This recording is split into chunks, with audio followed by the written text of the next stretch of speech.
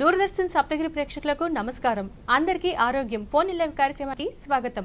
మరి ఇవాల్టి topic world red cross day మరియు తలసేమియా అవగాహన. ఈ అంశాన్ని గురించి మనం మాట్లాడుకుందాము. అండ్ ఎవరెవరు రక్తదానం చేయాలి, రక్తదానం చేసేవారు తీసుకోవాల్సిన జాగ్రత్తలు ఏంటి, ఎటువంటి వారు రక్తదానం చేయకూడదు, ఇత్యాది విషయాల గురించిన మీకున్న సందేహాల్ని స్క్రీన్ పై వస్తున్న ఫోన్ నెంబర్లో కాల్ చేసి అడగండి. అండ్ రక్తదానం అంటేనే ఈ సార్ పేరు చెప్తేనే రక్తదానం అనేది గుర్తుకొస్తుంది. అంతగా ప్రాచుర్యం పొంది ఉన్నారు. మనతో స్టూడియోలో రెడీగా ఉన్నారు డాక్టర్ ఎస్ మదన్ మోహన్ గారు, red cross chief medical officer sir మీకు స్టూడియోలో అందుబాటులో ఉన్నారు. దాదాపు ఈ రక్తదాన సేకరణ, రక్తదాన శిబిరాలు 2300 నిర్వహించి అనేక సన్మానాలు అందుకున్నారు సార్. సో ఆ సార్ మనతో స్టూడియో ఉన్నారు. సార్ మాట్లాడదాం. నమస్కారం సార్. నమస్కారం అండి. సార్ అసలు రక్తదాన సేకరణ అంటేనే డాక్టర్ మదన్ మోహన్ సార్ అంటే రక్తదాన సేకరణ అనేంతలా మీ ప్రాచుర్యం పొందారు సొసైటీలో. సో డెఫినెట్ గా ఈ టాపిక్ మీతో చేసుకోవటం, మీరు మాట్లాడటానికి సూటబుల్ పర్సన్ సార్. అసలు ఈ రెడ్ క్రాస్ డే ఎందుకు వచ్చింది, దీని ఇంపార్టెన్స్ ఏంటి, ఎప్పటి నుంచి ఇది చేస్తున్నారో తెలియజేస్తారా సార్? తప్పకుండా. రేపు May 8 అండి, ఇది world red cross day. World red cross, ప్రపంచ రెడ్ క్రాస్ దినోత్సవం అంటారు. ఇది మొట్టమొదటిసారి May 1948లో జరుపుకున్నారండి. దీనికి అంతటికీ మూల కారణం పితామహుడు అంటారు అని హెన్రీ డునాట్ అనే ఆయనని రెడ్ క్రాస్ పితామహుడు. ఈయన గురించి మనం కొంచెం చెప్పుకోవాలి ఇక్కడ. ఈయన 1828వ సంవత్సరం May 8 ఈయన జెనీవాలో జన్మించడం జరిగిందండి. ఆయన ఒక ఆస్ట్రియాకి చెందిన ఒక గొప్ప వ్యాపారవేత్త. ఆయన ఒకరోజు వ్యాపార నిమిత్తం ఏం చేశాడంటే వేరే ఊరికి వెళ్దామని సోల్ఫెర్నో బ్యాటిల్ ఫీల్డ్ క్రాస్ చేయడం జరిగింది. అప్పుడు ఆ సోల్ఫెర్నో బ్యాటిల్ ఫీల్డ్లో fears battle is going on. ఎవరికి? ఫ్రెంచ్ వాళ్ళకి, ఆస్ట్రియా వాళ్ళకి. పక్కన ఈయన అది అప్పుడు ఎలా ఉండే అంటే గూడుబళ్ళు అనమాట, లోపలంతా మూసేసుకొని ఉండేది. ఆయన కిటికీ నుంచి ఏంటో గొడవ జరుగుతుందని తీసి చూశాడు. చూస్తే ఒక 40,000 మంది క్షతగాత్రులు, గాయపడిన సైనికులు ఒక పక్కన పడేస్తున్నారు. వాళ్ళు ఏంటంటే యుద్ధం లోపల ఏం చేశారంటే, యుద్ధం చేయడానికి అవకాశం ఉన్న వాళ్ళే మాత్రమే అక్కడ యుద్ధం చేస్తున్నారు. మిగతా వాళ్ళని వాళ్ళు పట్టించుకోవట్లేదు. ఎప్పుడైతే వాళ్ళు గాయపడి పక్కన పడిపోయారో ఇక వాళ్ళతో మనకి పని ఏమిట్లే అని వాళ్ళని వదిలేశారు వాళ్ళు. అప్పుడు ఈయనలోని మానవత్వం, జాలి, కరుణ, ఆర్ద్రత ఇవన్నీ ఒక్కసారి పొంగి పొర్లి బయటకు వచ్చాయి.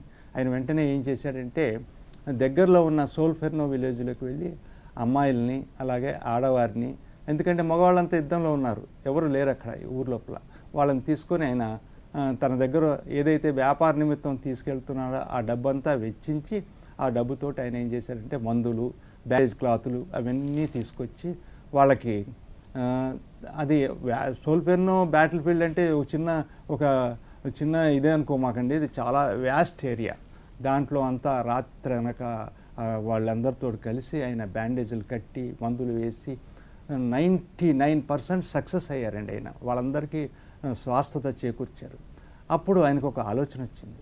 ఒక తెల్లటి గుడ్డ తీసుకొని దాని మీద ఆ రక్తంతో ప్లస్ మార్క్ వేశాడు.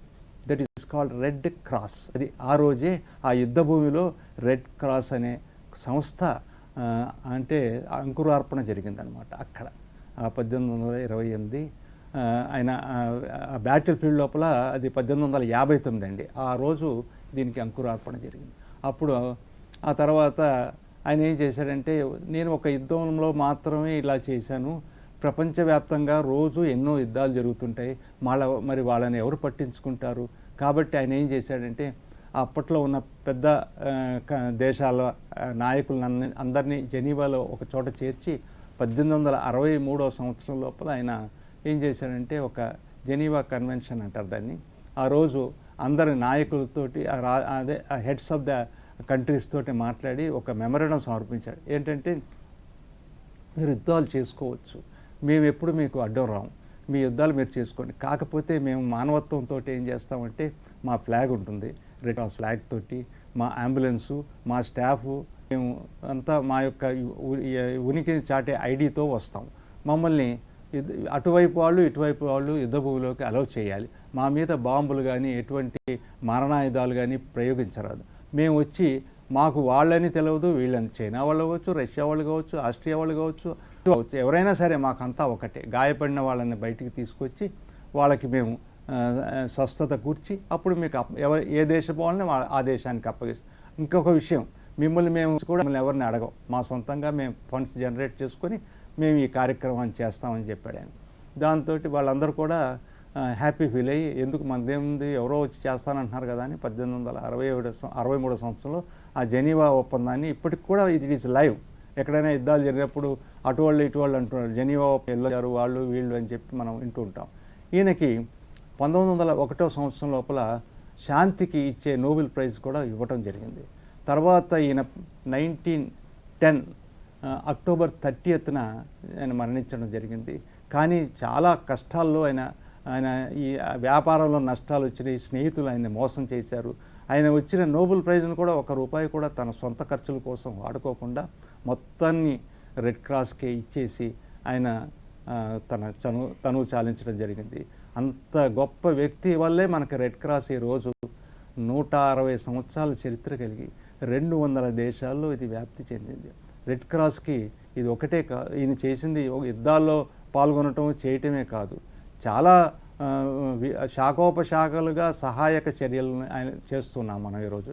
యాక్చువల్గా ఏంటంటే ఈ థీమ్ ఏంటంటే మానవత్వాన్ని రక్షించుకుందాం అని, సజీవంగా ఉంచుదాం అనేది థీమ్ అండి ఈసారి. అయితే ఈ రెడ్ క్రాస్కి చాలా చాలా శాఖోపశాఖలుగా సహాయక కార్యక్రమాలు ఉన్నాయి. దాంట్లో మొదటిది ఏంటంటే రెడ్ క్రాస్ బ్లడ్ బ్యాంక్. ఈ బ్లడ్ బ్యాంకు అన్ని బ్రాంచుల్లోనూ, అంటే డిస్ట్రిక్ట్ హెడ్ క్వార్టర్స్లో, ప్రతి డిస్ట్రిక్ట్ హెడ్ క్వార్టర్స్లో ఒక బ్రాంచ్ ఉందండి, బ్లడ్ సెంటర్స్. వీళ్ళంతా ఏంటంటే రక్తాన్ని సేకరించి స్వలాపేక్ష లేకుండా దానికి అయిన ఓవర్ హెడ్స్లో కూడా తగ్గించుకొని ప్రజలకి ఉపయోగపడేటట్టు సహాయం చేస్తున్నారు. ఇప్పుడు మనం ఎక్కడైనా వేరే బ్లడ్ బ్యాంక్స్లో అసలు ఏపీ శాఖ కానీ నాకో కానీ గైడ్లైన్స్ ఇస్తుంటాయి మనకి, ఏమంటే ₹1550 మీరు ఇవ్వచ్చు అనమాట. కానీ రెడ్ క్రాస్ ఏం చేస్తుంది, గవర్నమెంట్ హాస్పిటల్స్కి ₹1000, ప్రైవేట్ హాస్పిటల్కి ₹1200 చొప్పున Vijayawada NTR district blood centre మా యొక్క చైర్మను, వైస్ చైర్మను, సెక్రటరీల కోఆర్డినేషన్తో మేము సహాయం చేస్తున్నాం. అలాగే తలసీమియా పిల్లలు ఎంతమంది వచ్చినా, ఎక్కడి నుంచి వచ్చినా వారికి ఉచితంగా లేదనకుండా సహాయం చేస్తున్నాం. దీనికి మేము కృతజ్ఞత తెలియజేసుకోవాల్సింది ఏంటంటే, ఈ బ్లడ్ డొనేషన్ కార్యక్రమాలను ఆర్గనైజ్ చేసి ఇస్తున్న సంస్థలకి, అంటే విద్యా సంస్థలు, ఇంజనీరింగ్ కాలేజెస్, కార్పొరేట్స్, అలాగే మాల్స్, మార్ట్స్, వీళ్ళందరికీ కూడా మేము ధన్యవాదాలు తెలియజేస్తున్నాం ఈ యొక్క ఛానల్ ముఖిగా. ఎందుకంటే వీళ్ళందరూ వారి యొక్క నిస్వార్థ సేవ, స్నేహం, మాకు వాళ్ళ కైండ్ హార్టెడ్ హ్యాండ్ని మాకు ఇస్తున్నారు. మాకు దానివల్లే మేము ఇంతమందికి సేవ చేయగలుగుతున్నాం. అలాగే తలసీమియా పిల్లలను మేము ఆదుకుంటున్న హక్కుని చేర్చుకుని అమ్మలాగా రెడ్ క్రాస్ వాళ్ళకి సేవలు చేస్తుంది. అంతేకాకుండా ఎక్కడైనా క్యాలామిటీస్, అంటే అగ్ని ప్రమాదాలు, అలాగే వరదలు ఏమైనా వచ్చినప్పుడు, సునామీలు వచ్చినప్పుడు కూడా మొట్టమొదట అక్కడ కనిపించే వ్యక్తులు రెడ్ క్రాస్ నుంచి వచ్చిన వాళ్ళే ఉంటారు. ఈ రెడ్ క్రాస్ వాలంటీర్స్ ఎట్లా ఉంటారంటే దే ఆర్ సెల్ఫ్లెస్. అందుకోసమే ఈరోజు మనం వాళ్ళ యొక్క ఈ రెడ్ క్రాస్ డే రోజు మనం వాలంటీర్స్ని వాళ్ళకి కృతజ్ఞతాభావంగా ఉండాలి, వాళ్ళ సేవలను మనం కొనియాడాలి. ఎందుకంటే వాలంటీర్సే రెడ్ క్రాస్కి పట్టుకొమ్మలు. అలాగే మేము కాలేజెస్ లోపల యూత్ రెడ్ క్రాస్ అని, జూనియర్ రెడ్ క్రాస్ అని కొత్తగా మెంబర్స్ని చేర్చుకుంటూ ఉంటాము. అలాగే నేను కోరేది ఏంటంటే ఎక్కువ మంది రెడ్ క్రాస్లో చేరి, ఈ మా సంస్థలో చేరి, అంటే ఇది మీరు ఇంకొక విషయం గుర్తించాలి, ఎక్కడైనా వాలంటరీ ఆర్గనైజేషన్ ఉందంటే దాంట్లో ఉన్న మెంబర్స్ వాళ్ళకే కానీ రెడ్ క్రాస్ మాత్రం మీది, మాది, మనందరిది. కాబట్టి రెడ్ క్రాస్ ఏదో ఒక్కళ్ళకి సంబంధించింది కాదు, మనందరిది రెడ్ క్రాస్. కాబట్టి మనందరం రెడ్ క్రాస్కి వచ్చి సేవ చేస్తే మనం చాలామందిని ఆదుకోగలం. ఈ ఆరోగ్య సమస్యలు, ఆరోగ్య సంక్షోభాలు, అలాగే మన యొక్క ప్రకృతి వైపరీత్యాలు, అలాగే సంఘర్షణలు, వీటిలో కూడా వాలంటీర్స్ యొక్క భూమిక చాలా ఉంది. అలాగే ఈ మధ్య ఈ గవర్నమెంట్ హాస్పిటల్ దగ్గర కూడా చాలామంది మా వాళ్ళు అంటే వీల్ చైర్స్ తీసుకొని వాళ్ళకి సహాయం చేస్తూ, కొన్ని విషయాల్లో వాళ్ళకి ఓపీలో చిట్స్ అవి ఎలా తీసుకోవాలి అవన్నీ కూడా చేస్తూ చాలా సహాయ కార్యాలు చేస్తున్నారు. అలాగే కనకదుర్గమ్మ గుడి దగ్గర వికలాంగులకి వాళ్ళకి కూడా వీల్ చైర్స్ అరేంజ్ చేస్తున్నారు. ఇవన్నిట్లో కూడా ఈ మా కొత్త కమిటీ ఫార్మ్ అయింది. చైర్మన్ అంటే మా ఎన్టీఆర్ డిస్ట్రిక్ట్ చైర్మన్ సమరం గారు, అలాగే వైస్ చైర్మన్ మనకి వెలగా జోషి గారు, సెక్రటరీ చిట్టిబాబు గారు, వీళ్ళందరూ కూడా, అలాగే మెంబర్స్ కూడా చాలా ఎమినెంట్ పర్సనాలిటీస్ని చేర్చుకున్నారు. వాళ్ళంతా రిటైర్డ్ డైరెక్టర్స్ ఆఫ్ కాలేజెస్, అంటే కొంతమంది ప్రిన్సిపాల్స్ ఉన్నారు, కొంతమంది ఎన్ఎస్ఎస్ ప్రోగ్రామ్ ఆఫీసర్స్ ఉన్నారు. ఇట్లా వేరియస్ కేటగిరీస్లో ఉన్న ఎంతూజియాస్టిక్ సర్వీస్ ఓరియంటెడ్ పీపుల్ని రెడ్ క్రాస్ చేర్చుకోవటం జరిగింది. దీనివల్ల మనం ఎక్కువ సేవని మనం రెడ్ క్రాస్ నుంచి ఆశించవచ్చు. ఇంతేకాదు, కోవిడ్-19 టైంలో అందరికీ ఆక్సిజన్ కిట్స్ కూడా సప్లై చేసింది, మాస్క్స్ ఇచ్చాము. అంతేకాకుండా 5 blood donation camps COVID-19 patients కోసం మేము చేయటం జరిగింది. దానికి నేనే సూపర్వైజ్ చేశాను ఈ బ్లడ్ డొనేషన్ క్యాంప్స్కి. దానికి కూడా నాకు విశ్వగురు వరల్డ్ రికార్డ్స్ వాళ్ళు కరోనా వ్యారియస్ సర్టిఫికెట్ కూడా ఇవ్వటం జరిగింది. ఇవన్నీ ఎందుకు చెప్తున్నానంటే రెడ్ క్రాస్ సేవలు అపరిమితము. ఎవరు అడిగినా అడగకపోయినా వచ్చి చేసే సేవ. మనకి ఇప్పుడు బీహార్ లోపల కోసి రివర్ అని ఒకటి ఉంది, అది బీహార్ దుఃఖదాయిని అంటారు. మనకు కూడా బెజవాడకి అంటే ఈ విజయవాడకి బుడమేరు బాధాకరమైన దుఃఖదాయిని. అటువంటి సమయంలో కూడా అటువంటి ఫ్లడ్స్ వచ్చినప్పుడు కూడా ఈ రెడ్ క్రాస్ వాళ్ళు స్పందించి వాళ్ళకి ఆహార కిట్స్, అట్లాగే టార్పాలిన్స్ ఇచ్చి వాళ్ళ ఇల్లు కప్పుకోవటానికి మేమున్నాము మీకు అని చెప్పి సహాయ సహకారాలు చేస్తూ రెడ్ క్రాస్ నిరంతరాయంగా సేవ చేస్తుంది. దీనికంతటికీ మేము మా వాలంటీర్స్కి మరొక్కసారి కృతజ్ఞత తెలియజేస్తున్నాను. So world red cross day రోజు ఎక్కువ మంది సంఖ్యలో మీరంతా వచ్చి మా రెడ్ క్రాస్ నందు మెంబర్స్గా చేరి ఇంకా ఎక్కువ మంది వాలంటీర్స్ సంఖ్య పెంచాలని నేను కోరుతూ మన సేవని ఇంకా విస్తృతంగా చేయాలని కోరుకుంటున్నాను. Sir, right sir. అయితే ఎటువంటి ప్రతిఫల అపేక్ష లేకుండా స్వచ్ఛందంగా మీరు చేస్తున్న ఈ సేవలు, ఈ వివరాలు, ఇంత విస్తారమైన వ్యవస్థ ఇది నడపడం మామూలు విషయం కాదు సార్. ఎంతైనా శ్లాఘనీయం సార్. ఇది మన విజయవాడలో మన ప్రజలకు అందుబాటులో ఉండటం మరింత మెచ్చుకోదగిన విషయం డాక్టర్ గారు. అయితే ఏ వయసు వాళ్ళు ఇవ్వచ్చు, ఎక్కువగా ఏ వయసు వాళ్ళు రక్తదానం చేయొచ్చు సార్, ఎవరు చేయకూడదు సార్? ఇక్కడ చెప్పుకోవాలంటే మనకి రక్తదానం అన్ని దానాల్లో కల్లా గొప్పది. అన్నదానం ఒకప్పుడు అందరు అనుకునేవాళ్ళు అన్నదానం చాలా గొప్పదని. మరి మీరంతా చూస్తే అమరజీవి పొట్టి శ్రీరాములు గారు 58 రోజులు నిరాహారుడిగా ఆయన జీవించి ఉండటం చూసింది. కాబట్టి ఇప్పుడు ఏదైనా వ్యక్తి ఏదైనా కారణం చేత, అది యాక్సిడెంటే కావచ్చు, లేకపోతే సర్జరీయే కావచ్చు, అతను కోల్పోయిన రక్తాన్ని కొన్ని క్షణాల్లో ఎక్కించకపోతే అతని ప్రాణాలను కోల్పోతున్నాడు. మనం చంద్రమండలానికి నిచ్చెనలు వేసి సక్సెస్ఫుల్గా చంద్రయాన్ ట్రిప్స్ చేశాం. అలాగే అంగారకునే ఆనుపాలను తెలుసుకున్నాం.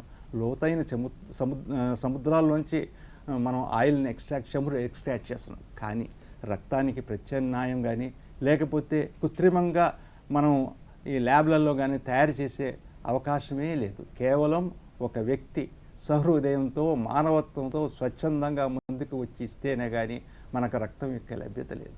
ప్రపంచవ్యాప్తంగా 12 కోట్ల మంది రక్తదానం చేస్తున్నాము. మన భారతదేశంలో 1 కోటి మంది రక్తదానం చేస్తున్నారు. అలాగే మన ఆంధ్ర రాష్ట్రంలో 4,50,000 మంది రక్తదానం చేస్తున్నారు. దురదృష్టకరమైన పరిస్థితి ఏంటంటే ఇంకా కూడా మనకి 50,000 యూనిట్ల రక్తం యొక్క కొరత ఉంది. ఈ రక్తం యొక్క కొరత ముఖ్యంగా మనకి ఎవరిని బాధిస్తుందంటే రోడ్ యాక్సిడెంట్ పాలైన వాళ్ళకి 75% of the people are not getting blood in time. దానివల్ల వాళ్ళు ప్రాణాలను కోల్పోతున్నారు. వాళ్ళు ఒక్కళ్ళే ప్రాణాలను కోల్పోవట్లే, వారిపైన ఆధారపడిన వాళ్ళ కుటుంబం మొత్తం రోడ్డెక్కవలసిన పరిస్థితి వస్తుంది. మరి మన దేశం లోపల రక్తదాతల కొరత ఏమైనా ఉందా? లేనే లేదు. కానే కాదు. ఎందుకంటే మన దేశ జనాభాలో 50% మంది రక్తదానానికి అర్హులు. కానీ కేవలం 1000కి 4 మాత్రమే ముందుకు వస్తున్నాం. ఎందుకని డాక్టర్ గారు ఈ సిచ్యువేషన్కి కారణం ఏంటి సార్? అంటే దాదాపు రక్తదానం అనేది మీరు చెప్పిన దాని ప్రకారం 160 సంవత్సరాల క్రిందటే ఈ విధానం ఒకటి నిర్ణయించబడింది. ఇంకా రక్తదానం పట్ల అపోహలు ఉండటం వలన ఇలా ఇంకా తక్కువగా ఉందంటారా? స్ట్రాటజీ ఎలా ఉంది సార్? కాదు. ఎందుకంటే ప్రతి ఒక్కడు ఏమనుకుంటాడంటే నాకు ఈరోజు రక్తం అవసరం లేదు, నేను ఎందుకు ఇవ్వాలి అనుకుంటాను. వాళ్ళ లోపల నేను అనేది ఏంటంటే ఈ మోటివేషన్ అనేది చాలా అవసరం అంట. ఎందుకంటే ప్రతి వ్యక్తి హృదయం లోపల ఒక కైండ్నెస్ అనే పార్ట్ ఒకటి ఉంటుంది. దాన్ని మనం ట్యాప్ చేయాలి. ట్యాప్ చేస్తే తప్పకుండా ముందుకొచ్చి రక్తదానానికి సంసిద్ధత వెలిపుచ్చుతాడు.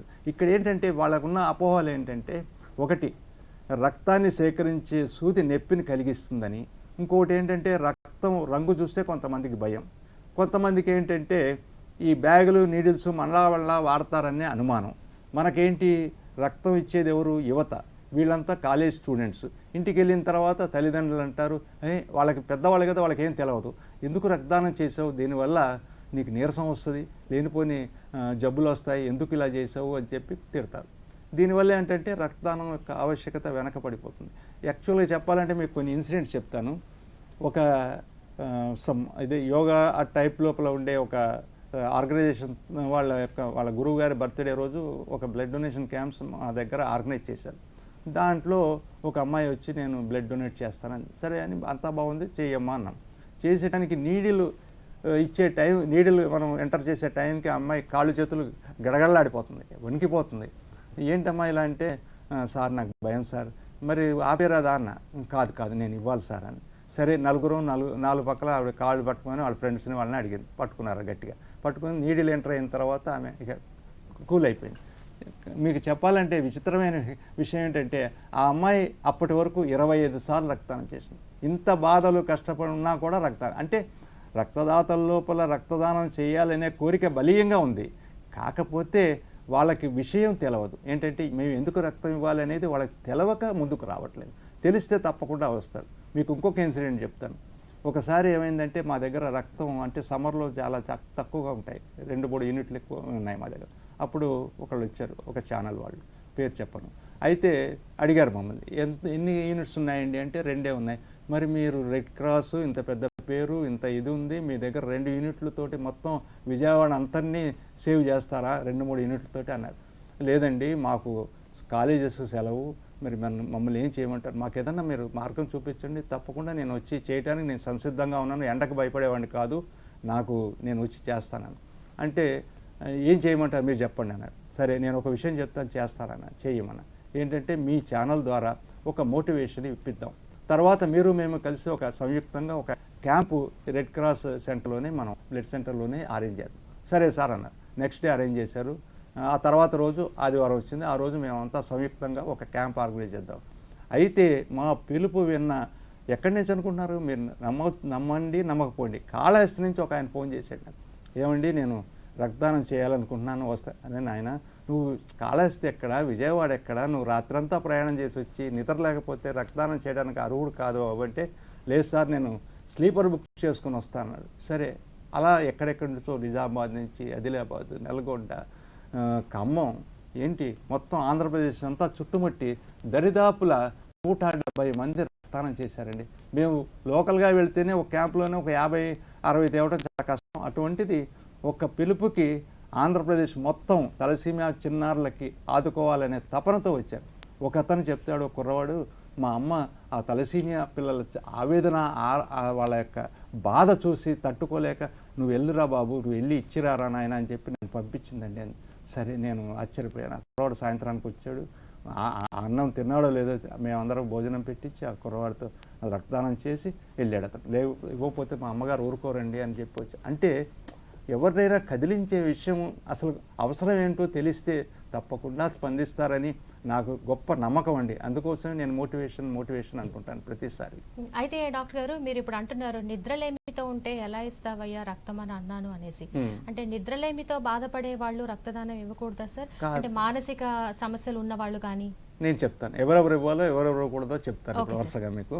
ఇప్పుడు ఆ రోజుకి 18 ఏళ్ళు నిండి ఉండాలని చెప్పాను మీకు. 18 ఏళ్ళు ఒకవేళ 4 రోజులు తక్కువ ఉంటే ఏమవుతుందండి, నేను 75 కేజీలు ఉన్నాను, నాకు హిమోగ్లోబిన్ 12.5 గ్రామ్స్ ఉంది, నేను టెస్ట్ చేయించుకున్నాను, 4 రోజులతో ఏమైపోతుందండి అని అన్నాడు. నాతో చాలామంది అన్నారు, వాదించారు కూడా. నేనేంటంటే ఇక్కడ డోనర్ కార్డ్ అని ఉంటుంది ఒకటి, దాంట్లోపల వెనకాల మేము డోనర్ యొక్క కన్సెంట్, అంగీకారం తీసుకుంటాం. ఏంటంటే మేము ఈ రక్తాన్ని పారితోషికానికి ఇవ్వటం లేదు, we are not asking any remuneration for our donation. అలాగే ఈ రక్తాన్ని మీరు టెస్ట్ చేసిన తర్వాత ఏదైనా కారణాల చేత ఆ రక్తంలో ఏదైనా పాజిటివ్స్ ఉంటే దాన్ని డిస్కార్డ్ చేసుకోవడానికి మీకు పూర్తి హక్కుని మేము ఇస్తున్నాం, మాకు తెలియజేయాల్సిన అవసరం. అలాగే ఈ రక్తం మీ దగ్గర ఉపయోగించడానికి అవకాశం లేనప్పుడు వేరే బ్లడ్ బ్యాంక్కి మీరు ఇవ్వటానికి మేము అనుమతి ఇస్తున్నాం. ఈ కారణాలన్నింటినీ వాళ్ళు అంగీకారం తెలపడానికి ఏంటంటే దాని వెనకాల సైన్ చేయాలి. మరి అంగీకారం ఇవ్వాలంటే ఎవరు ఇవ్వాలి? మైనర్స్ ఇవ్వలేరు. మీరు 18 ఏళ్ళు నిండితేనే తప్ప మీరు మేజర్ కాలేరు. మేజర్ కాని వాళ్ళు కన్సెంట్ ఇస్తే అది ఇన్వాలిడ్. అండ్ ఆల్సో ఎవర్ వాళ్ళ మీద వాళ్ళ దగ్గర రక్తం సేకరించిన వాళ్ళు కూడా శిక్షార్హులు అవుతారు. అందువల్ల అది పనికిరాదు. అలాగే రక్తదానం చేసే వాళ్ళకి 12.5 గ్రామ్స్ హిమోగ్లోబిన్ ఉండి తీరాలి, మస్ట్. దానికోసం ఏం చేస్తామంటే మేము పెద్ద పెద్ద క్యాంపులకు వెళ్ళినప్పుడు కాపర్ సల్ఫేట్ సొల్యూషన్ తీసుకెళ్ళి టెస్ట్ చేస్తాం. అలాగే స్ట్రిప్ మెథడ్లో టెస్ట్ చేసి వాళ్ళకి 12.5 గ్రామ్స్ హిమోగ్లోబిన్ ఉంటేనే మాత్రమే తీసుకున్నాం. ఎందుకంటే మీకు తెలిసిందే కదా, రెడ్ క్రాస్ స్వార్థంగా, నిస్వార్థంగా, అలాగే సేవా తత్పరతోటి ఎదుటివాడి ఆరోగ్యాన్ని పణంగా పెట్టి రక్తాన్ని సేకరించదు. కాబట్టి రెడ్ క్రాస్ అనేది తప్పకుండా నీతి నిజాయితీగా సేవా తత్పరతతోటి అన్ని నామ్స్ని ఖచ్చితంగా తూచా తప్పకుండా పాటిస్తుంది. అలాగే మలేరియా వచ్చిన వాళ్ళు 3 నెలల దాకా ఇవ్వకూడదండి, అంటే ఆగిపోవాలి. మలేరియా వచ్చి 3 నెలలు అయిన తర్వాతే రక్తదానం చేయాలి.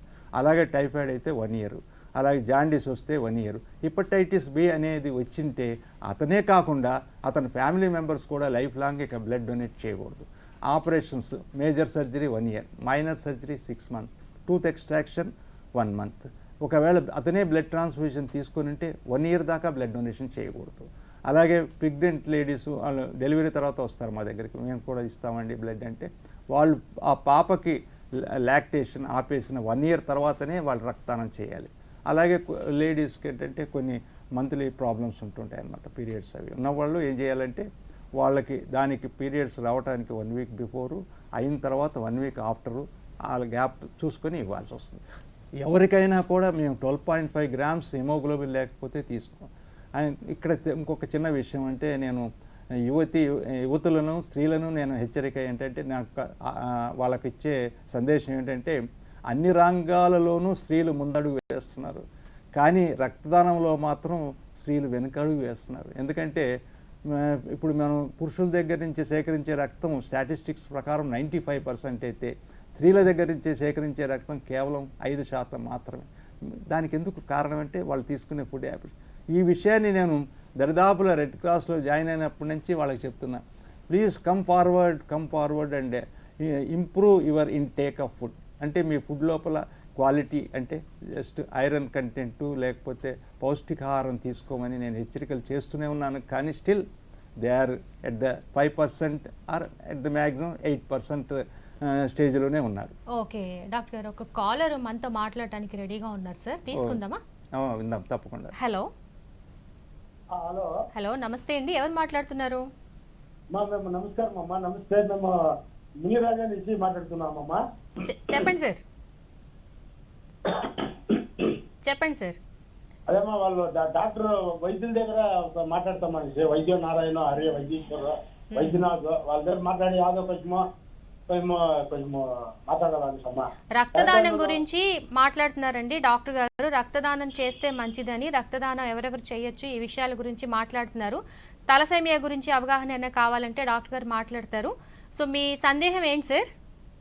అదేనమ్మా, మా సందేహము, మా సంశయము, మా అనుమానము ఏమంటే, ప్రతి ఒక్క వివాహంలో స్త్రీ పురుషుల దాంపత్య జీవంలో స్త్రీ పురుషులు ఒకే వయసులో పోలేదు రాలేదమ్మా. ఆ స్త్రీ అయినా కానీ ఆ పురుషుల సంసారంలో గృహస్థాశ్రమ ధర్మంలో ఇల్వాలతో ఇల్లారం అంటారు తమిళ. అలాంటే నేను తమిళ చదివిన అక్షరము భాషలో ఉండుకునే మాతృభాష పితృవాతం తెలుగు. ఇక్కడ కృష్ణగిరి జిల్లా తమిళ వసూరు బేరికై బేదే గ్రామం అమ్మ మాదే. బేరికై అంటే ఇక్కడ బుడుబుడి శబ్దం కూడా వినపడలేదు దమ్మురుకుము. ఆ విజిల్కి స్టాప్ ఆయన విజిల్కి కొనేదానికి రెడీ అయినదో ఇది తమిళనాడు రాజ్యంలో. అది కాకపోతే కూడాను మేము కర్ణాటకలో వివాహమైనాము. కర్ణాటకలో ఆడిన అక్షరము తెలుగు, ఆంధ్ర తెలంగాణ అక్షరము, స్కూల్ పోతే అక్షరము, ఇంట్లో భాష. Hello, yeah okay right, call cut అయినట్టుందండి. మీరు రక్తదానాన్ని గురించిన అవగాహన కావాలనుకున్న, తలసేమియా గురించిన అవగాహన పొందగోరేవారు స్క్రీన్ పే వస్తున్న ఫోన్ నెంబర్స్లో కాల్ చేయండి. ఎందుకంటే సార్ దాదాపు ఈ రక్తదాన నిర్వహణ కార్యక్రమాలు 2300కి పైగా చేస్తున్నారు. సార్ సర్వీస్ అంతా కూడా రక్తదానం కార్యక్రమానికి అంకితం చేసేసారంటే ఆశ్చర్యం లేదండి. సో ఇలాంటి సార్ మనతో స్టూడియోలో అందుబాటులోకి రావడం ఇవాళ మనకి ఎంతో విలువైన సమయం. సో తప్పకుండా మీరు ఈ విషయాన్ని గురించి సందేహాలు ఉంటాయి. ఎందుకంటే ఇన్ని క్యాంపెయిన్స్ చేసినా కూడా డాక్టర్ గారు చెప్తున్నారు ఇంకా అవేర్నెస్ రావాల్సింది ఉంది, ఇంకా ముందుకు రావట్లేదు, అపోహల్లోనే ఉంటున్నారు జనాలు, ముఖ్యంగా మహిళలు. అన్ని రంగాల్లో ముందుంటున్న వాళ్ళం ఇందులో మాత్రం ఎందుకు 5% వరకు ఆగిపోవాలి? సో ఇలాంటి విషయాల గురించి మీ సందేహాలు డాక్టర్ గారితో మాట్లాడదాము. చిన్న బ్రేక్ తీసుకుందాం, బ్రేక్ తర్వాత మళ్ళీ మనం కంటిన్యూ చేద్దాం.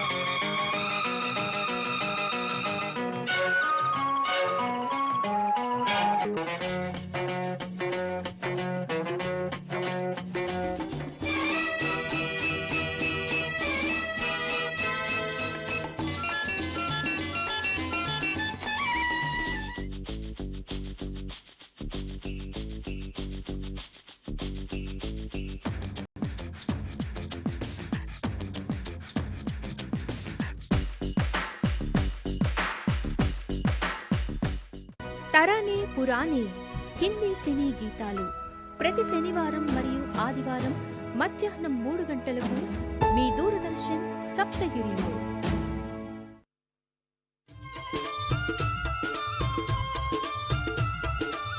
పాడికి ఆధారం పచ్చిమేత. సో పచ్చిమేత లేనిదే పాడి లాభసాటి కాదు.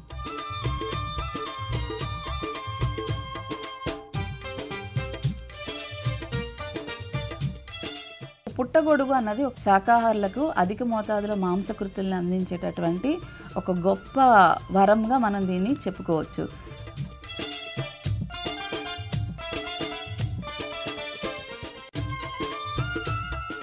పసిడి పంటలు ఆదివారం నుండి శనివారం వరకు ఉదయం 5:30 నుండి 6 గంటల వరకు మీ Doordarshan సప్తగిరిలో.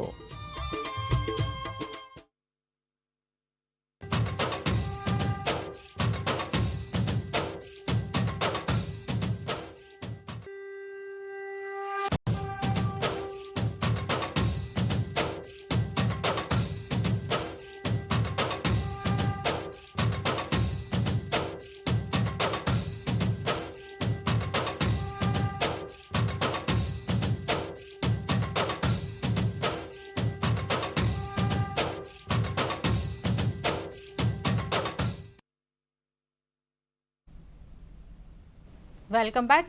World red cross day మరియు తలసేమియా అవగాహన ఈ అంశాన్ని గురించిన ఫోన్ లైవ్ కార్యక్రమం మీరు చూస్తున్నారు. అయితే రక్తదానం గురించి ఇందాక నుంచి మనకి డాక్టర్ గారు చాలా విషయాలు మాట్లాడుతున్నారు. మీరు అందరూ కూడా చూస్తూ ఉంటుంటారు. అవగాహన పొందగోరేవారు స్క్రీన్ పే వస్తున్న ఫోన్ నెంబర్స్లో కాల్ చేయండి. Chief medical officer doctor yes Madan Mohan గారు మనతో స్టూడియోలో అందుబాటులో ఉన్నారు. డాక్టర్ గారు, చాలామంది ఇప్పుడు మీరు చెప్తున్నారు ఇన్ని క్యాంపెయిన్స్ చేసినా కూడా ఇంకా అవగాహన తక్కువగానే ఉంది అని అంటున్నారు సార్. అండ్ మోర్ ఓవర్ కొన్ని types of rare blood groups కోసం ఇంకా కొరత చాలా ఉండి ప్రాణాలు కోల్పోయిన సిచ్యువేషన్స్ కూడా మనం వింటూ ఉంటాం డాక్టర్ గారు. సో దీనికి కారణం ఏంటి, నివారణ ఏంటి తెలియజేస్తారా సార్? యాక్చువల్గా మనకి ఏ బి ఓ ఏబి అని పాజిటివ్ గ్రూప్స్ అండి, ప్లస్ అలాగే నెగిటివ్ గ్రూప్స్ కూడా ఏ బి ఓ ఏబి అని ఉన్నాయి. ఇక్కడ ఏంటంటే మనం తెలుసుకోవాల్సింది ఎక్కువ పర్సంటేజ్ ఓ పాజిటివ్ ఉంటాయండి. దానివల్ల ఎక్కువ మంది ఇస్తారు, కొంత తగ్గినా కూడా మనకు సర్ప్లస్ ఉంటాయి. అలాగే చూస్తేనేమో నెగిటివ్ గ్రూప్స్కి వచ్చేసరికి ఓ 10 మంది ఉన్నారనుకోండి, దాంట్లో ఇద్దరు మనం అంటే పర్సంటేజ్ కరెక్ట్గా కాకపోయినా 10 మంది ఉన్నారనుకుందాం, ఒక ఏబీ నెగిటివ్ దాంట్లో ఇద్దరే ఇచ్చారనుకుందాం, ముగ్గురికి అవసరమైంది, అప్పుడు షార్టేజ్గా ఎంత తిరిగినా. కాబట్టి ఈ రేర్ గ్రూప్స్ వాళ్ళు ఏంటంటే వాళ్ళు కూడా ఒక గ్రూప్గా ఫార్మ్ అయిపోయి, అంటే వాళ్ళకి అవసరమైనప్పుడు కూడా కష్టమే. కాబట్టి ఏదైనా నెగిటివ్ గ్రూప్స్ వాళ్ళంతా ఏంటంటే ఏబీ నెగిటివ్ కానీ ఓ నెగిటివ్ కానీ ఇటువంటి వాళ్ళు ఏంటంటే ఒక గ్రూప్గా ఫార్మ్ అవ్వాలి. వాళ్ళకి తెలిసిన ఫ్రెండ్స్ వాళ్ళు ఉంటే అందరు కలిసి ఒక గ్రూప్గా ఫార్మ్ అయ్యి ఎవరికైనా ఏదైనా జరిగినప్పుడు వాళ్ళలో వాళ్ళు ఇచ్చుకోవడానికి అవకాశం ఉంటుంది. బ్లడ్ దొరకలేదు అనే బాధ కూడా ఉండదు. అలాగే వాళ్ళ పేర్లు మాకు కూడా ఇస్తే మాకు కూడా అవసరమైనప్పుడు వాళ్ళ సేవ మేము తీసుకుంటాం, సహాయం. నేను చెప్పాలంటే ఒక డాక్టర్ గారు ఉన్నారు, ఆయన ఏబీ నెగిటివ్, ఇప్పటికీ 69 సార్లు డొనేట్ చేశారు. ఆయన వెటర్నరీ సర్జన్, ఆయన 69 సార్లు చేశాడు. ఎప్పుడు రమ్మన్నా వచ్చేవాడు. ఆయన ఏంటంటే, సార్ నేను ఇప్పుడే డ్యూటీ నుంచి వచ్చాను, భోజనం చేసి మధ్యాహ్నం రమ్మంటారా, 2 గంటలకు అట్లా వస్తాను, వచ్చి ఇచ్చేవాడు. అలా 69 సార్లు ఇచ్చాడు ఆయన. ఇంకొక ఆయన కేబిఎన్ కాలేజీలో పనిచేస్తారు, ప్రొఫెసర్గా ఉన్నారు ఆయన ఇప్పటికీ 63 సార్లు ఇచ్చారు. ఇట్లా అనేక మంది అనేక సార్లు ఇస్తూ ఉన్నారు. పాపం ఇచ్చిన వాళ్ళే ఇస్తున్నారు. నేను ఒక మాట చెప్పాలంటే ఇది మంచి అడిక్షన్. అంటే రక్తదానం చేయటం మొదలుపెట్టిన వాళ్ళు ఒక అడిక్షన్ లాగా ఇస్తున్నారనమాట. ఇది అంటే మంచి అడిక్షన్ ఇది. అలాగే ఇవ్వని వాళ్ళు రావట్లా, ఎందుకంటే వాళ్ళని మన ఈ స్ట్రీమ్లోకి చేర్చుకుంటే ఇక రక్తం కొరత అనేది ఉండదండి.